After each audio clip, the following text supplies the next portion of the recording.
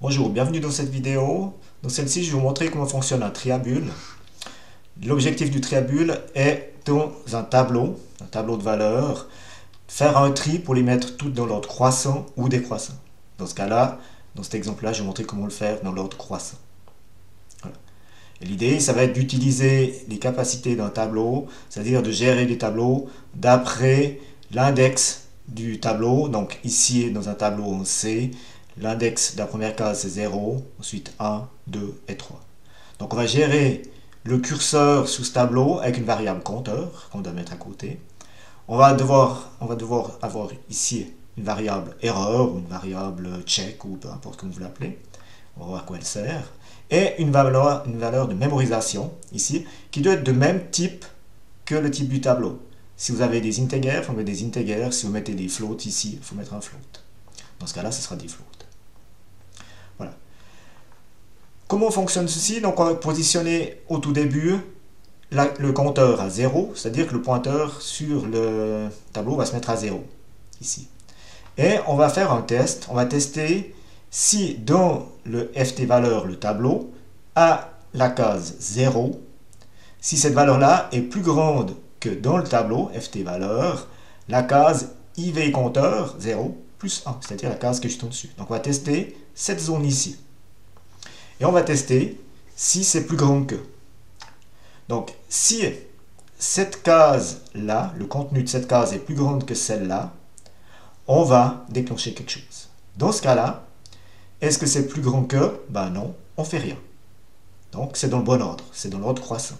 Du coup, si on ne fait rien, la seule chose qu'on va faire, c'est qu'on va passer à la case suivante. C'est-à-dire, on va se décaler ici et passer à la case au-dessus. Voilà. Et on va recommencer les mêmes étapes. C'est-à-dire, ici, on va regarder est-ce que cette case-là, donc le contenu de cette case, est plus grande que celle-là. Dans ce cas-là, oui. Alors, première chose qu'on fait, on dit attention, j'ai dû intervenir. Il y a une erreur. Et ensuite, on va croiser ces valeurs. Je ne peux pas croiser directement les valeurs. En informatique, ce n'est pas possible.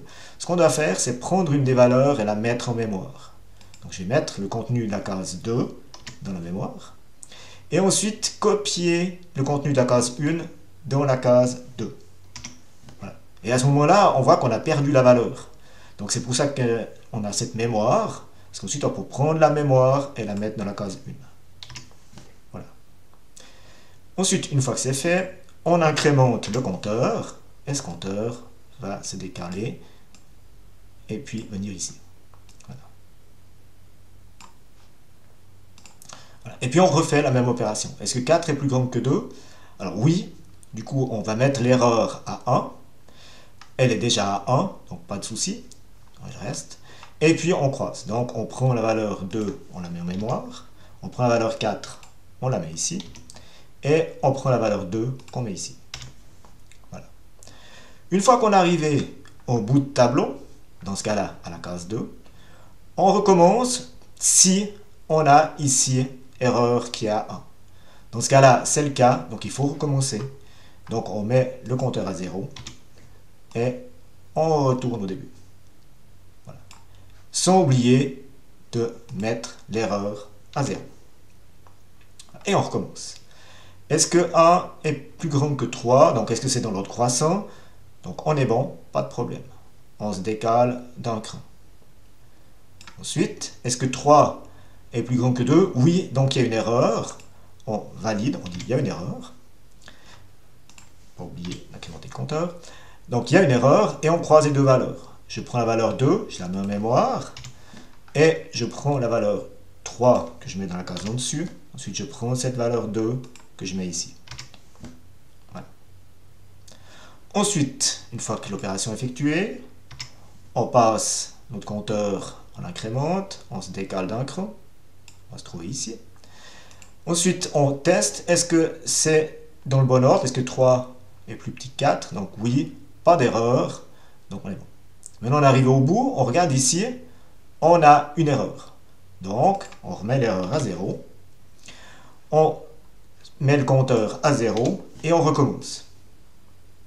Alors on recommence dans la portion qui est là.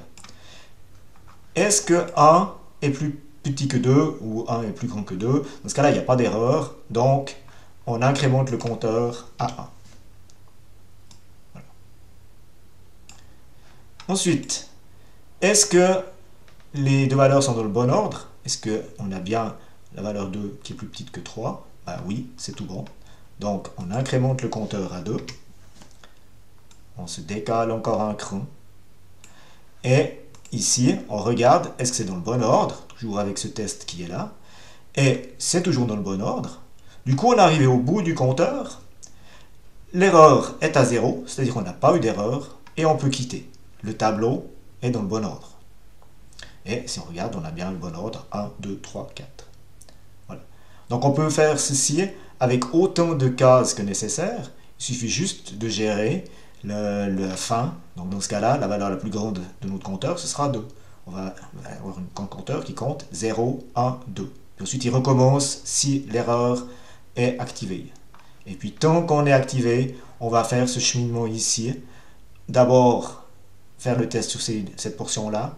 Ensuite, cette portion-là, cette portion-là, cette portion-là, s'il y en a d'autres, etc. Voilà. Donc, ici, on a notre triabule. Donc, c'est quelque chose de très utile. Et pour trier, c'est une des solutions les plus économiques. En utilisant le tableau et les boucles, on arrive en très peu de lignes à faire un tri. Voilà. Je vous remercie pour votre attention. Je vous souhaite une bonne journée. Au revoir.